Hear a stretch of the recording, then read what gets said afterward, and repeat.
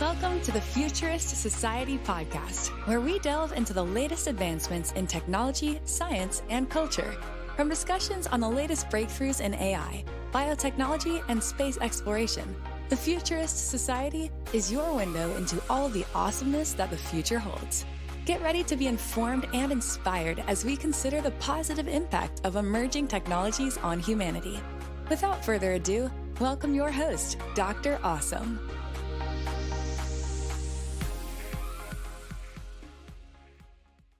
Hi, everybody. Welcome back to the Futurist Society, where, as always, I have an exciting guest. Today, we have Vikas Enti, who is a CEO of Reframe Technologies. It's a robotics company, and so I'm really excited about that because I love robotics. And as always, we're going to be talking in the present, but talking about the future. Thanks, Vikas, for joining us. Tell us a little bit about what you guys are doing with the robots over at Reframe. Hi, Dr. Awesome. Thank you so much for having me on the podcast. And hello, everyone. My name is Vikas Enti. I'm the CEO, co-founder of Reframe Systems. We're developing really small footprint, low-cost robotic microfactories that allow us to build net zero homes a whole lot faster, a whole lot cheaper than traditional on-site construction. And we solely exist so that we can unlock climate-friendly homes as a basic human right. And to do that, we need to significantly improve productivity of construction. And I'm happy to talk more about how we got there. Yeah, I mean, I know that the background that you have is from working in robotics at Amazon. And I know that you made this transition to specifically robots that build homes. What made you go in this direction? And also, what made you add this net zero aspect to it? Because I think it's on everybody's mind that climate change is a big problem. But why did you focus on this aspect of climate change? Definitely. And it's actually a slightly long journey for how I got here. So if it's okay, maybe I'll kind of zoom out a little bit and kind of zoom back in time. So as you mentioned, I spent about 11 years, started off at a company called Futurist Systems, which then got acquired to become Amazon Robotics. We were developing very flexible mobile robotic solutions for automating warehouses. So I did that for almost 11 years, ended my career on the executive team there, have about 500,000 robots deployed across 70 buildings across the world to my name. Wow. And it was a wonderful journey, learned a whole bunch and picked up a lot of really unique skills in how you think about scaling robotic systems. How do you scale the aspect of integrating people with robots and actually getting significant economic value and social value out of that process. Towards the tail end of my career there, became a new dad, and congrats. I have wonderful 3-year-old twin daughters now. And, I have a 2-year-old. Yeah, excellent. I'm right there in that with you. So you get it. Yeah. And yeah, I mean, my girls arrived 8 weeks early, so I got to spend, they're perfectly healthy, happy babies now, but we had a lot of time in the NICU with them.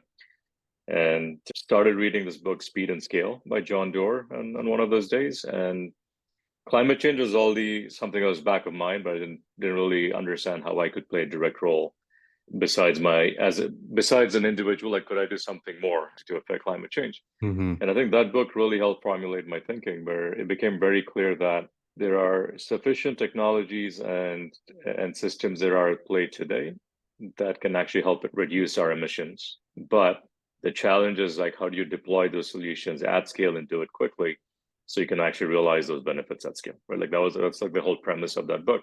Yeah. And that kind of got me thinking, okay, like I get scale. Like, that's something I've done before. And so what else could I be looking at where I can apply this lens of what systems have to get to scale quickly, where I can play a unique role with my skill sets and bring that to market. And that search took about a year. I initially looked at regenerative agriculture as a space, because soil as a carbon sink is also an excellent space. My grandparents were farmers, so I was like, hey, maybe that's the first place I should look at. And unfortunately, I couldn't make the unit economics of the systems I was looking at work out, so it wasn't a viable business case. And then the next top contributor of interest was construction. A really fun, unrelated fact is that my last name actually translates to mean home in my mother tongue. So either way, so we'd always joke about construction as a pathway, but it was never top of mind as a career. But as I started looking at the construction industry, the emissions from our homes, right? Like, a fun fact, or actually not so fun, but an important fact to realize is our homes actually emit more carbon emissions on an annual basis than our cars. So 27% of all global carbon emissions come from our homes. Wow. That's actually a lot more than the transportation industry. And this has to do with, right, a long time ago, a lot of it had to do with lighting homes. LED transition has made that consumption go away. Today, most of the energy comes from the utilizations around how do you heat and cool a home, right? So if you're using natural gas to heat your home, your air conditioning, all of these loads actually add significant emissions directly from your home or from the energy grids that are supporting your home. So that became clear. It's like, okay, great. So we have a huge target here. Like what needs to happen to reduce emissions from the built environment?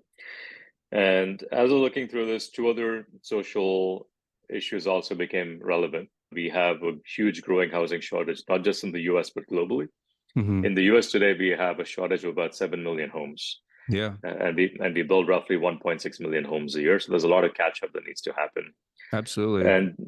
And the second thing that was also interesting to note was the trade force in construction has been dwindling.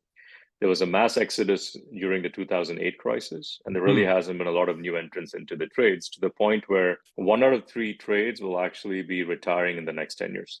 Wow. So we have a potential for a very fundamental shift in the skilled labor pool for construction.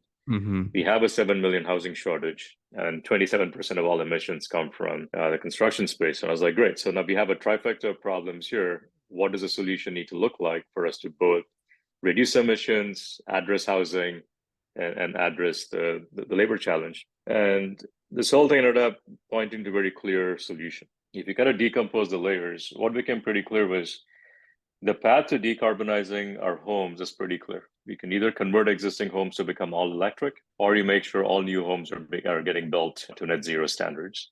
And the science to electrify a home is well understood. With the advent of heat pumps, the drop in cost of solar and battery backup has actually made it really feasible to drive the cost down and actually make it viable. Even though we've seen almost an 8x reduction in the cost of solar, heat pumps have also dropped in about 2x in cost in the last 10 years. The cost of construction of a home has actually doubled in the last 10 years. So then the question became like, what's really happening here? And upon looking deeper, what was evident was this is actually an issue of process inefficiency. If you take a step back and look at, if you were to build a home, like what is the mix of the labor cost versus material cost for a home? What was really surprising was 50% of the cost of a home is the cost of direct labor that goes into it. And from the industries I've been part of, and if you look at manufacturing as a general industry, typically less than 10% of the cost of a manufactured product is a cost of labor that goes into it. So if you're buying a car, less than 10% of the cost of your car is cost of direct labor. But 50% being the cost of labor in direct home, to me, was like, okay, so there's an opportunity here for us to improve labor efficiency so we can actually reduce that cost burden. If you reduce that cost burden, then you can also basically make it more economically viable to start absorbing the cost of better materials, cost of heat pumps, solar, and batteries. So you can actually get a net zero home that's built either at cost parity of traditional homes, or ideally even cheaper than traditional homes. And if you solve for labor efficiency, then you also blunt the impact of the growing labor shortage and the aging out population for the construction trade force. And the skill set I bring to the table was, well, I know how we can actually design pretty novel, low-cost robotic systems that can actually help us improve labor efficiency. Yeah. Is there a fit here? And I think like those two things converge very quickly to allow me to build conviction that going down the path of making net zero homes a reality for all was going to be where I was going to spend the next decade or 2 decades of my life building up. Wow, that's cool, man. Yeah. So let's talk a little bit about where you're at right now. Have you been able to bring the cost down such that it's competitive with like the existing market? Yeah, so we're about 18 months into our journey right now. We just set up our factory in Andover, Massachusetts. We just shipped out our first project in Arlington, Massachusetts last Thursday. So we're still in the very early innings of our journey. But even at that scale, our very first project is actually priced to be about 20% lower than where the market's pricing a similar project. That's great. And the roadmap we're on, we're hoping to bring our own internal cost curves down to be 50% lower than where the market is by end of 2025. How we price this will really depend on our business strategy for the markets we're going into. But at least from a cost of construction, we're fundamentally driving it down. And I'm happy to share more on how we do that. Well, I did a little bit of research independently, and I liked how there was one of the parts of your website that it had a gradient where it had single family homes on one side going all the way up to mid-rise homes and like just the amount of variation, which honestly is somebody who's not in the field, who's not in that market, like I really didn't even think about, and the area that you guys are trying to focus on is like mid-rise and like just below that, and I think that that's number one. I think that's genius because the ability to make a quadruplex or something like that would allow you to house people at a higher rate, get more people in there. And that's really what I feel like America needs right now. Housing prices are so expensive. I mean, especially we both live in Massachusetts. It's so expensive to buy a house these days, right? And for a lot of people, the traditional idea of an American future where they have a house, they have 2-car garage, they're able to do that stuff. It's just not available to them, right? And so I think that the housing market, I totally agree with you, needs some sort of innovation. And I like where you're going with this. Let's talk a little bit about the robotics though, because that's something that I'm particularly interested in. The robotics are doing the manufacturing, but is the actual installation of the house done by traditional workers, or is it also the robots that are making the house? That's a really good question. And also to touch a little bit upon the types of buildings we're focused on. So in general, we're going after what we call the missing middle housing. Like how do you get more density into existing neighborhoods, or right from adding accessory dwelling units to building right duplexes, quadruplexes. So our building system allows us to go up to a 4-story high structure. So we're largely focused on how do we get to these 1 to 20 unit type projects in existing transit oriented neighborhoods.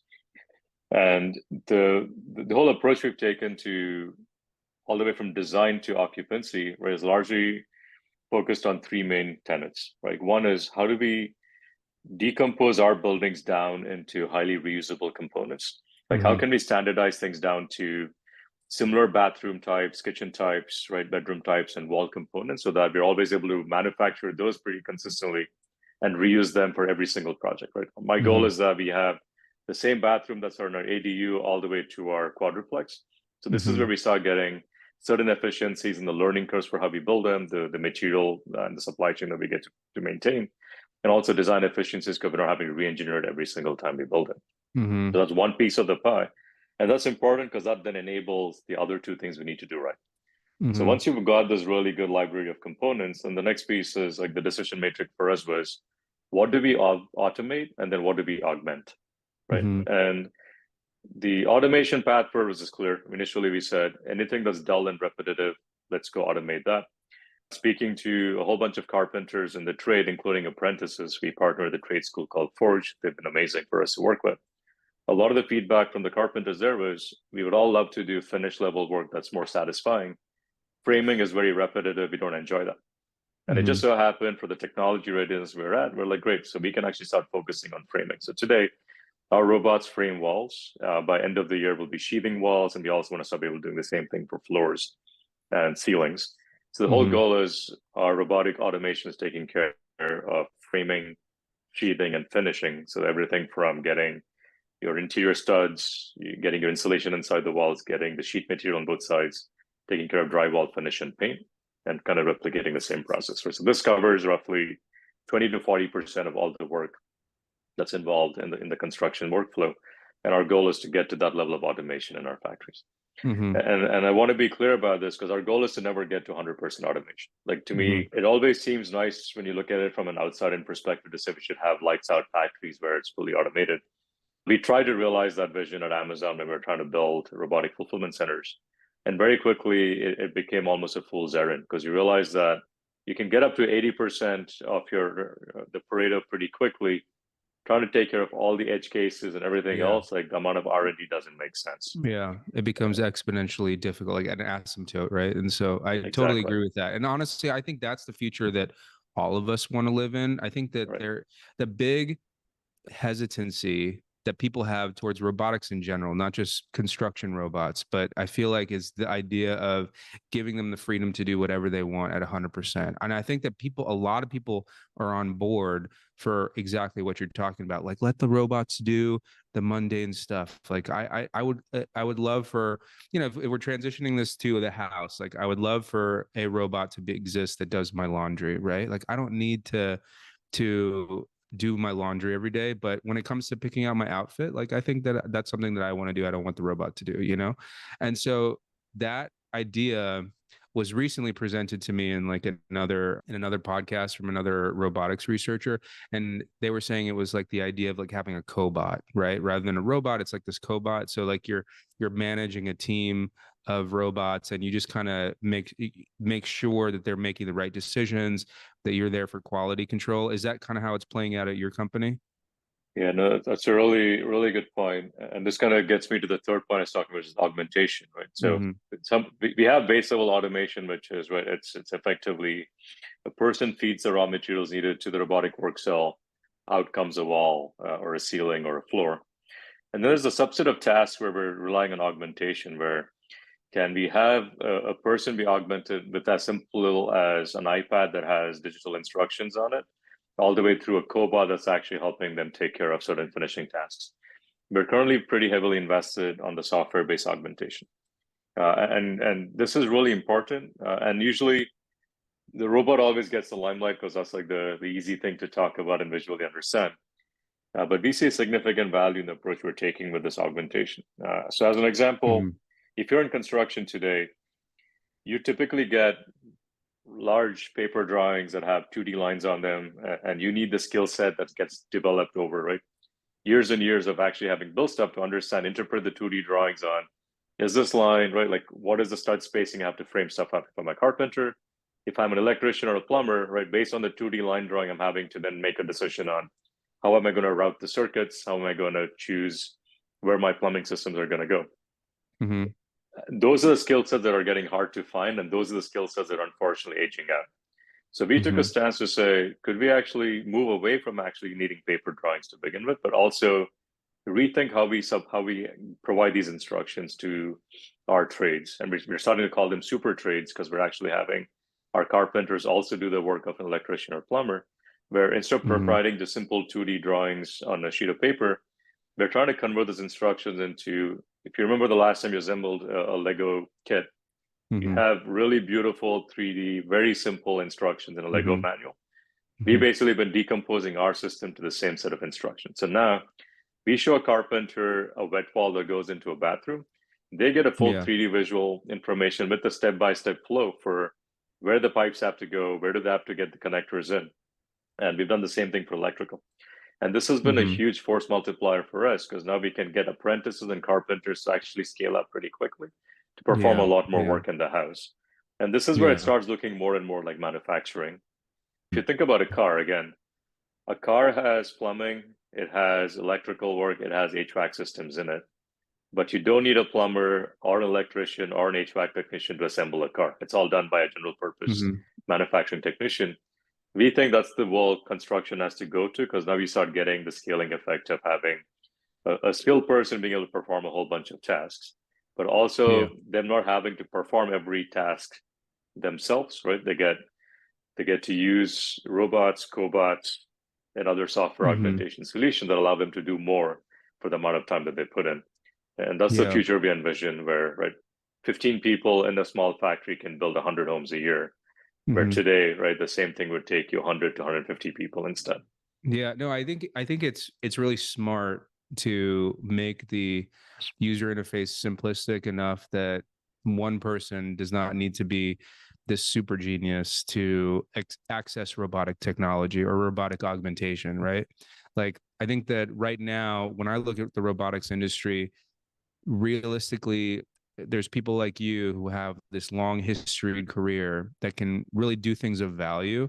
And then you have people that are just like dabbling, right? And those people, even hobbyists, I feel like they're very skilled, very great. But what to really get robots into every single home, the user interface has to be really simplistic, really easy to use, or not even in every home, but like in trades, like what you're saying. Like, I think that the ability to augment ourselves is only going to happen when we make that interface very easy to use, you know? And so if you have apprentices that are able to use this stuff, I feel like that's something that's really going to be really valuable for them. I just want to take a quick transition here for just a second, because, you know, when I think about robots, I think about, you know, the traditional humanoid version that Tesla's making, that, Atlas, Boston Dynamics, just a stone's throw from us, is making. And then I see the alternative robots, like what you guys have in your plant is the robotic arm, correct? Where do you see the line being drawn between like the humanoid version and something that's a little bit more industry specific? And do you think that humanoids are just going to kind of overtake a lot of these things, or is it going to be much more specific robots to every individual trade? Yeah, no, that's almost the question of the day at this point, right? I think Yeah. given how much progress we've seen with humanoids, Yeah. to me, I believe it's a continuum. Like, I don't think there's a hard and fast line that says, right, like these are the use cases where you need to switch completely to a different platform. Mhm. It's a continuum. Like, to me, I think every robot's a tool in your tool chest, and then depending Mhm. on the use case, you'll pick the best robot for it. We've chosen to use off the shelf, really, like this almost commodity hardware, right? Like a robotic Mhm. arm today in an industrial setting, you basically just have to pick and choose the color you want, right? That's the brand you pick, and then you kind of Mhm. build your systems around it. All of the stuff we're doing is more in the software side that really makes a very simple commodity robot do some really exceptional things. Mhm. If you had a situation where, right, like we really needed a robot to be able to traverse and navigate a terrain that, right, only two legs could accomplish, Mhm. and you needed to have the dexterity from two arms, right? Like there's some subset of use cases where in the future you could say, okay, a humanoid's the right form factor for it. For us as a team at Reframe, I mean, we're pragmatists. Like, to be able to pick the best tool that gets us closer to our mission. We see a future where, right, there's definitely certain on-site tasks where having those types of capabilities would be really well served by having a robot that's more mobile and more dexterous than what you would typically use in an industrial setting. Like, how do you feel about augmentation with exosuits? Because my interest in robotics comes from science fiction, and like, Right. to me, exosuits are just every childhood boy's dream, right? Like, you get into this thing and you're able to fight monsters. Like, that's something that is I'm eagerly looking forward to that.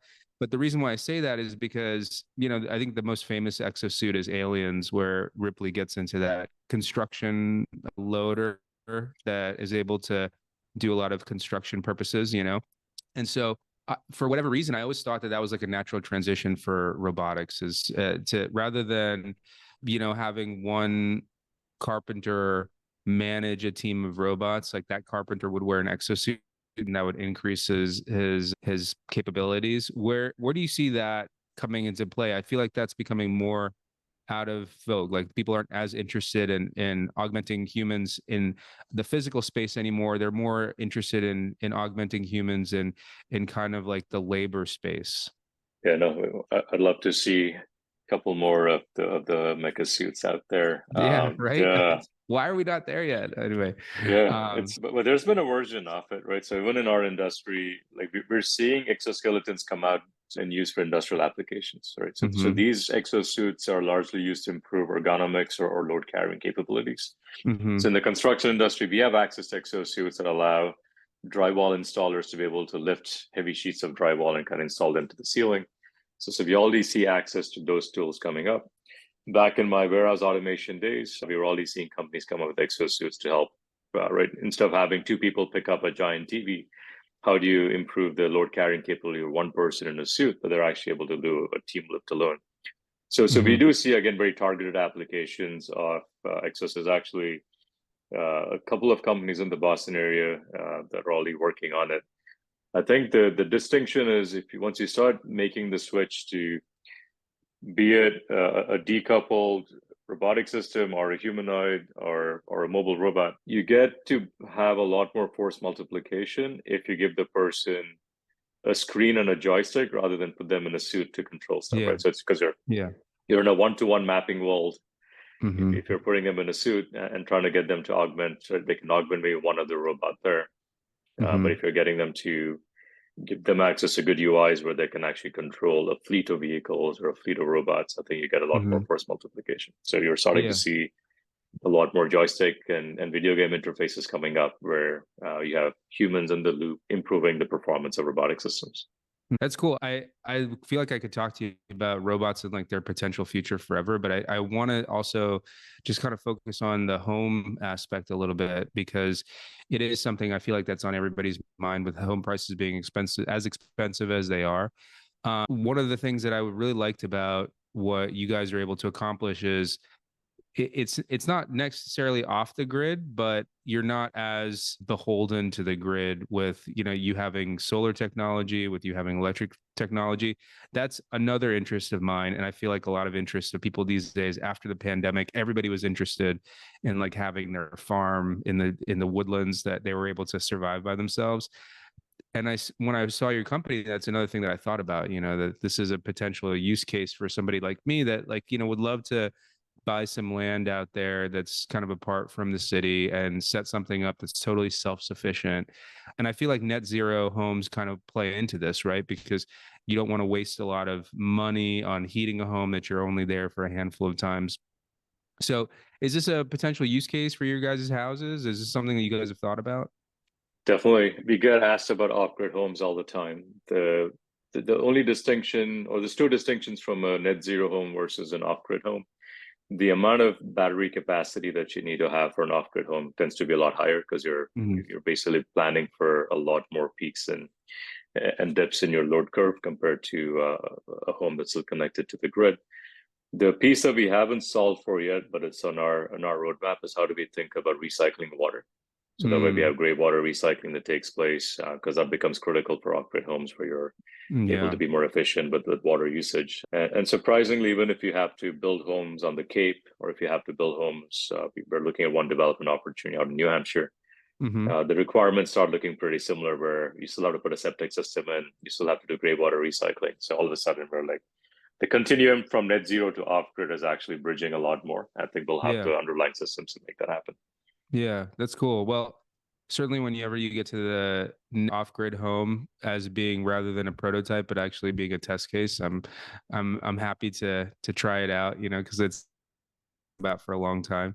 But last few questions that I wanted to talk with you about is that just like your actual test use cases, because I know that you're partnering with like a lot of different organizations to bring these homes to fruition.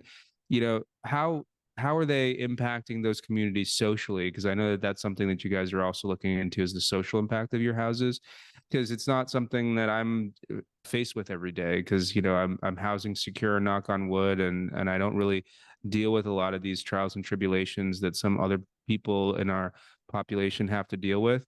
I'd like to know more about just what the problem is and like how you guys are fixing it. Definitely, yeah. I mean, the housing shortage is a multi-pronged problem that has pretty severe repercussions, obviously, to people who are having trouble finding homes, but all the way up to the societies where those homes are in. Right? I think there's economic repercussions if you don't have enough homes built because you don't have a workforce that's living there to actually support the local economy. So overall, this has become, I think it's become top of the political agenda for every single elected official out there because they're all realizing if you don't solve for housing, everything else crumbles. We've been partnering with, there's a whole class of affordable developers called community development corporations. They also go in chart by CDCs. So our very first project that we built in Arlington was actually for the Housing Corporation of Arlington, which is an affordable CDC. Their whole charter is how do you either acquire or build new housing that actually allows folks who are earning anywhere from 50 to 80% of the area median income be able to afford those homes either as a rental.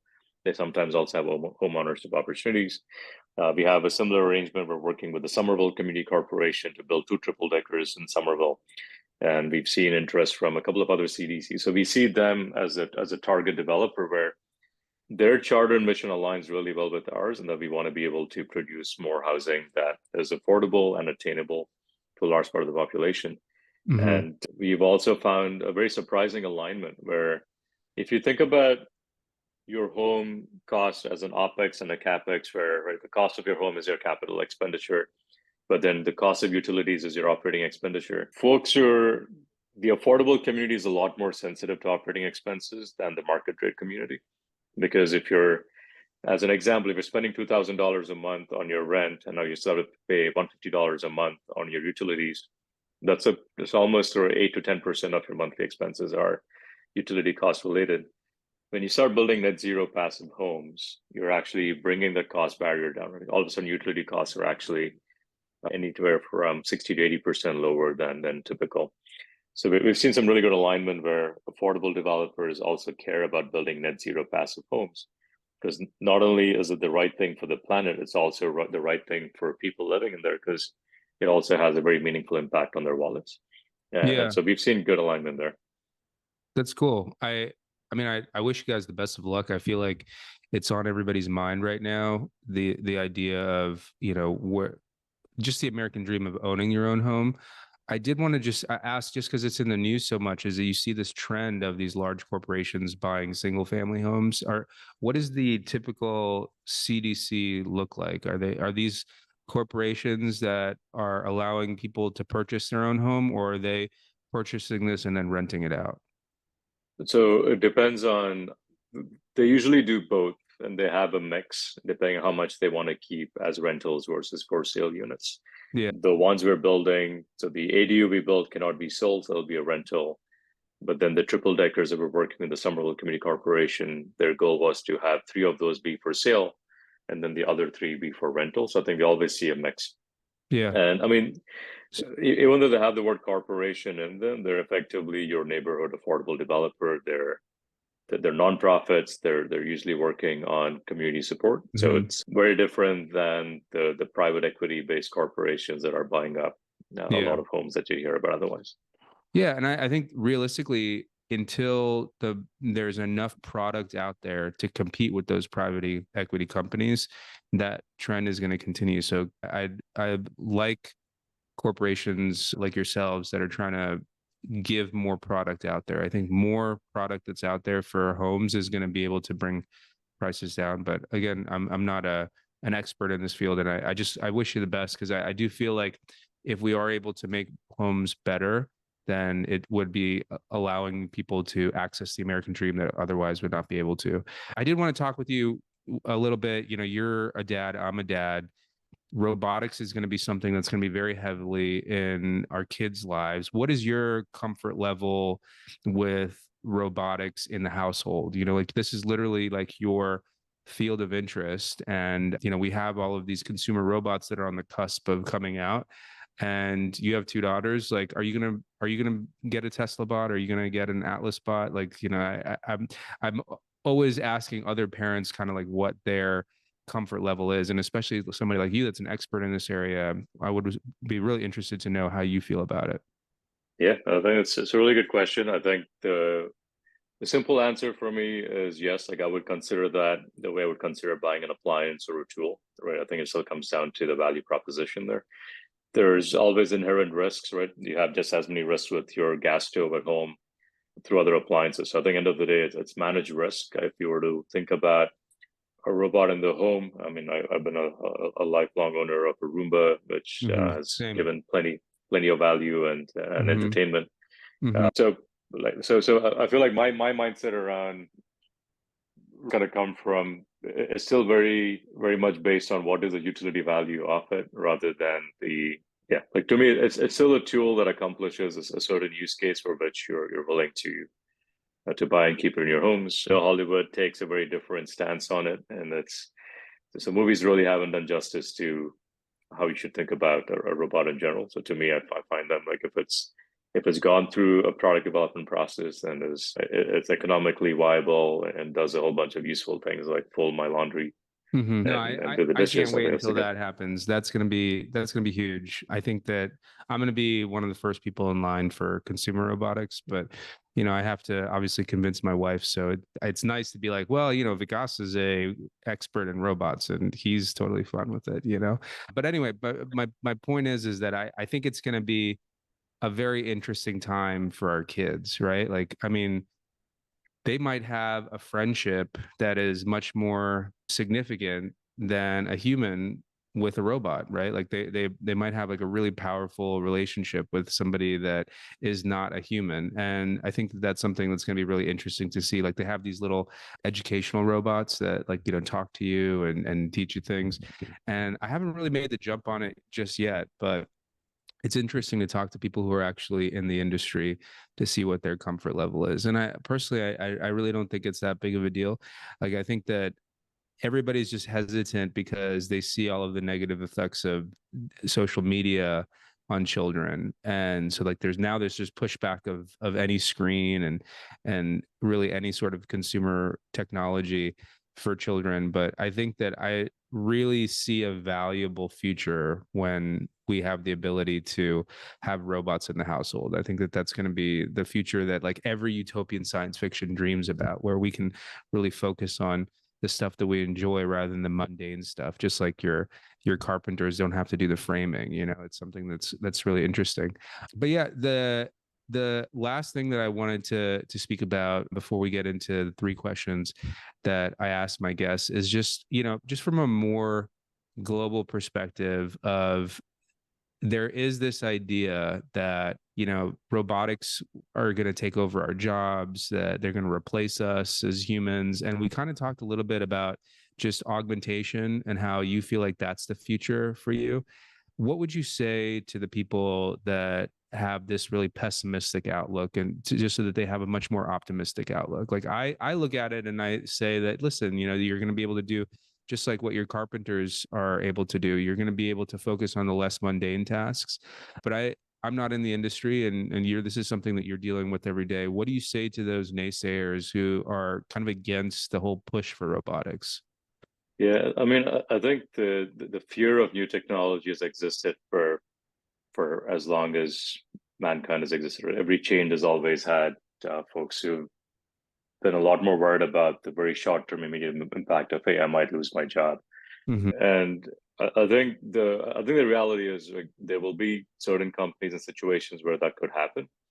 But at a social level, and having lived through this, even with how we saw the impact of robotics at Amazon itself, where we actually were able to grow more as a business and create more jobs over those 10 years than if we didn't have the robots, because we just wouldn't be able to build a business that had the free cash for the robots allowed us to generate to then actually grow the business, right? So I think that's the part that is usually lost when people think about it, because they see the first order effect of, hey, there's a robot here. Maybe the robot's a one-to-one replacement for a person in a factory. So now someone is going to lose their job or their job doesn't exist. But the second order effect they fail to realize is, if a company is actually able to become more efficient by kind of lowering their cost structure, right? Be it with a robot or some other technology, now they have potentially more free cash flow to grow more as a business, which in turn has a bigger multiplier in the number of jobs they create. Mm-hmm. And I think, to me, that's the world I see, is a world where businesses are becoming a lot more efficient, that they can actually grow more and create more jobs and create more value, but also a world where the nature of work changes. If you think about this, like even 50, 60 years ago, I mean, I grew up in India, where even today, a lot of companies have to work 6 days a week, right? Like a lot of people Mm-hmm. still are working 6 days a week. We in the US are only working 5 days a week. Is there Mm-hmm. a world where actually the number of hours we have to work as a full-time job also changes, because technology is actually allowing people to live future, right, more richer lives? And you alluded to this, Mm-hmm. like, I think as a society, all we've been doing over time is optimizing for our own time and quality of time. Mm-hmm. And I think that's what technology enables. But we have to be pragmatic and have our eyes open that there will be short-term impacts. Right? Like, I think it's every business is going to make a decision in its own way, and there'll always be some repercussions to it in the short term. And the same thing could be said to, right, how companies would use AI within their workflows. But the reality is, right, there's always some short-term noise with any new introduction. But the industry calibrates. There's always more growth than there was before. Mm-hmm. So I'm very optimistic that there will always be more and more interesting things for people to do that is actually a lot more fulfilling than Mm-hmm. what could have been done without technology. Yeah, that's cool. I mean, I think that experience is really invaluable, because not many people have deployed 500,000 robots across the US, and you have, and you probably have seen some of this pushback firsthand. And I think that, at least from what I'm reading in the press outside of, personal experience, everybody seems to think at Amazon that the robots that they've introduced are a good thing, that it allows workers to have more fulfilling lives over there, and it takes out a little bit of like the grunt work, if you will. So it's nice to see that there is that kind of philosophy, that even at the ground level, that you're seeing that people, like, once you introduce it, then people believe in the idea of optimization rather than replacement. So I really appreciate that. So we're getting close to our time. I wanted to speak with you a little bit about the overarching questions that I feel like we all have when we have somebody like yourself on our program. And number one is inspiration, which I think we talked about a little bit about why you got into this field, because you realized that, you know, when your kids were born, that you wanted to have some sort of impact. And I really love that. But what inspires you on just on the day to day? Like, you know, what brings you to work and like makes you energized? For me, like I look at the scientific breakthroughs that are happening in my field. Like in general, science fiction drives me. But if I can get a little bit more better at surgery or a little bit more better at helping my patients, that's when I really get energized. What about Vikas? What motivates you? Yeah, no, I mean, I'm a builder and problem solver at heart, and Mhm. the problem we have in front of us for Reframe is pretty mind-boggling. We have to, like, as the US, we have to build a net zero home every 15 seconds and retrofit a home every 2 seconds to truly meet our climate goals. It's a pretty hard thing to do, and I think that challenge drives me to figure out, like, is there a better way to do things and keep doing it? And what gets me going on a daily basis, at least on the work side, I mean, the team we built is amazing. Like, I mean, there's a lot Yeah, of joy. that's great. There's a lot of joy as a parent at home, but there's also a lot of joy in kind of building this team and kind of see them do their Hmm. magic in the workplace. And we're in the Yeah. business of building homes, and there's something meaningful at the end of the day there. So I think overall, I feel like the intellectual side of me and the emotional side of me is very fulfilled on this Hmm. journey because we're solving a hard problem and doing the right thing.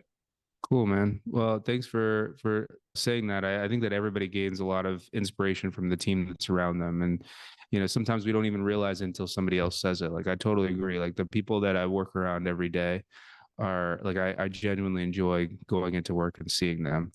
And so important because like if you have, you know, like a few bad apples, it just totally changes your whole perspective of that day. But I really like the team that I've created as well. And so it's nice to hear that that's something that's echoed in your journey as well. Where do you see the robotics industry in 10 years? You know, I think that this is something that is like the question on everybody's mind because we see these really significant progress in YouTube videos. Like you see Atlas like dancing and stuff like that. And you're like, man, that looks amazing. But I feel like I've been seeing those videos for decades. You know, I remember when Obama first came out with like the competition for them to do like an obstacle course. And I was like downloading the videos from like Napster or something like that. And it just seems like we've been at this forever, you know, and I see progress. Like I definitely see the ball moving forward, but I don't know on what scale that's going to happen. And I feel like somebody like you might have a better idea of that. So where do you see us with robotics in 10 years? Yeah, I think we're finally at that inflection point where three things have aligned.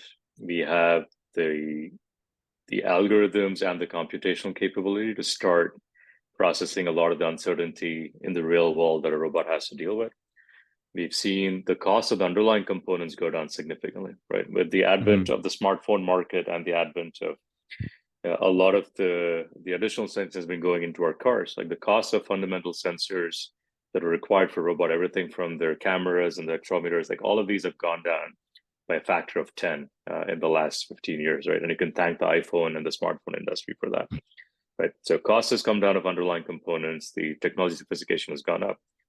But three, we're finally seeing the capital stack, right, both on venture capital and on research dollars finally aligning, where there's become this massive convergence where we've got the actual the fuel and the capability to make this real. So I'm very optimistic that in 10 years, like the same differences we saw in how we've transformed as a society from having, yeah, even think about the computers and phones we were using, I'd say 15 years ago at this point to where we are Mm-hmm. now. That was a pretty huge, remarkable change, all the way down to the smartwatches we're wearing that can really tell us how we're like what our health is like. Mm-hmm. I think we're going to see a similar step change for a robot. Might still look like it's walking or it's trying to do something 10 years from now, but I think the way it's doing it's going to be vastly different. Where if you think about a robotic arm that you see in automotive videos, where if it's welding a car frame, Like those were positionally programmed robots where all they were meant to do was go from point A to point B and execute a weld. You might see something that looks similar 10 years from now, but in that case, the robot's actually precisely figuring out how to get to those locations rather than having to be pre-programmed. So I think we'll see a lot of similar value, but getting done for a lot lower cost and a lot lower time. And I think those are the two axes that'll keep getting a lot better. And for robots that are starting to enter our home environments, I think that's finally going to become a possibility, just given the cost structures that are at play, but also the fact that now these robots can react to a lot of the uncertainty that exists in a home environment, which is usually controlled for an industrial environment otherwise. I'm pretty bullish that we will see a tenfold increase in the number of robots that are out there, and finally getting to a point where there's probably a robot in every home, and I hope definitely a so. robot I in mean, every factory. I think that would make for a really interesting experience, especially just as parents, right? Like, I mean, the amount of time that we have been devoting to childcare has increased over the past 30 years. It's much harder to raise a child in 2024 than it was in 1964. And so I think that really to help the next generation, we have to have some sort of assistance in the home. At least me personally, that's something that I believe. So I hope that you're correct. And I really see a lot of the progress happening, but it's so easy to get overwhelmed by all of the data that's out there. So thank you for your insight. So last question I wanted to ask you, which is not about robotics. It's not about construction. It's just in your own personal life. There's so many technological breakthroughs that are happening, as we talked about in your own industry and construction and robotics, they're happening. But what are you excited about outside of your own industry? Like, what are you reading that you can't get enough of? Like for me, it's longevity. It's something that I think is revolutionary. Like we're looking at aging as a disease rather than an inevitability now. But what about Vikas? What do you like to read aside from, or what do you like to learn about aside from the industry that you're an expert in? I think I've definitely been introspecting a lot more, and also generally looking at what do I need to be doing to live a more fulfilling life, right? Both physically and emotionally. I finally got to read the book Overstory, which is this amazing. It reads as a book of trees, but it's actually, there's so many layers of stories built into it. Like, it was actually a very meditative experience reading that book. Started reading Outlive by Peter Attia. That's also been of interest, is to figure out like what habits and rituals you need to factor into this stage. That you can increase your health span. Exactly. And then it's also about just doing the simple things with my kids. We're huge fans of the show Bluey. Would highly recommend. Yeah. My kid is sure obsessed. For people. Right. Yeah, I think for 2 like to 5 year olds, technological breakthroughs, like is there anything that's coming down the pipeline that you're excited about? I can't wait until I get consumer robotics in my house. Like, what are you like? There's just so many breakthroughs that are happening. They're happening in robotics, longevity, genetics, all this other stuff that's coming. The pace of change is exponential. So, other than just, reading books, like, is there any technology that you're interested in that you're really excited about outside of your field of interest? Yeah, I'm looking forward to a day where we have a wearable tricorder that is able to truly figure out why we feel the way we feel to what's really happening in our bodies. And I think that's going to be, the Apple Watch is probably the closest we've gotten to it at this point, but I think there's a lot more that needs to happen there. Absolutely. Yeah, no, I totally agree with that. That's, for those of you guys who aren't familiar, it's a Star Trek reference, and the tricorder was able to, read almost anything. It had like amazing sensor technology. And then it was also able to give you information. You were able to communicate. It was kind of like a all-encompassing computational plus sensor box, right? And so I totally agree. I think that of all of the utopian science fictions that are out there, Star Trek is my favorite, because I think that that's something that is post money, it's post food scarcity, it's post racial discrimination, and I hope that that's the future that we look forward to. And I really appreciate the fact that you're building that future, because robots definitely have to be a part of it. So thank you so much for joining us today, Vikas. It was really interesting to talk to you, and thank you so much to our listeners who tune in on a regular basis. Without you guys, I could not do this. So please like and subscribe. As always, it really helps me out. And for those of you guys who are listening on a consistent basis, I will see you again in the future. Thanks again, everybody. Have a great day. Thank you, Dr. Austin. Take care.